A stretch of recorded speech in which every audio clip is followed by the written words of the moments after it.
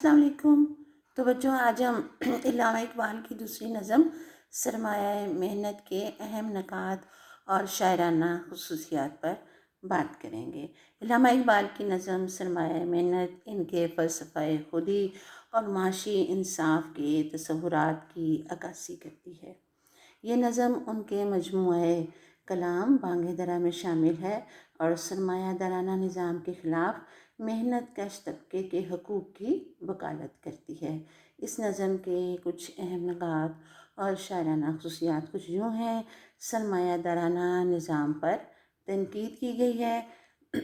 اقبال سرمایہ دارانہ نظام کو استحصالی قرار دیتے ہیں، جس میں سرمایہ دار محنت کشوں کے خون پسینے کی کمائی پر عیش کرتے ہیں اور وہ اس نظام کو غیر فطری اور انسانیت کے خلاف سمجھتے ہیں۔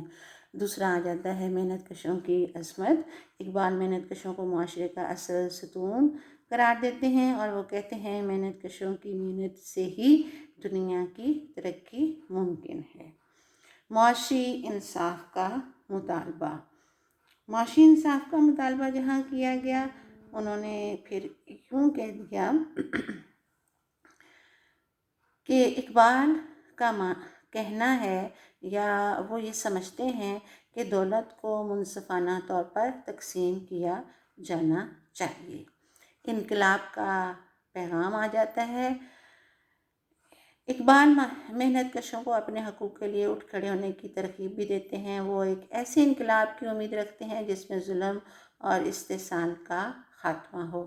اب آئیے کچھ ان کی شاعرانہ خصوصیات پہ تلمیحات کا ہے اور خصوصیات کی بات کی گئی۔ استعارات کا استعمال کیا گیا ہے، سادہ اور پر اثر زبان کا استعمال کیا گیا ہے، جذباتی اور ولولہ انگیز لہجہ ہے، منظر نگاری کی بات کی گئی ہے، اخلاقی اور فلسفیانہ پیغام ہے۔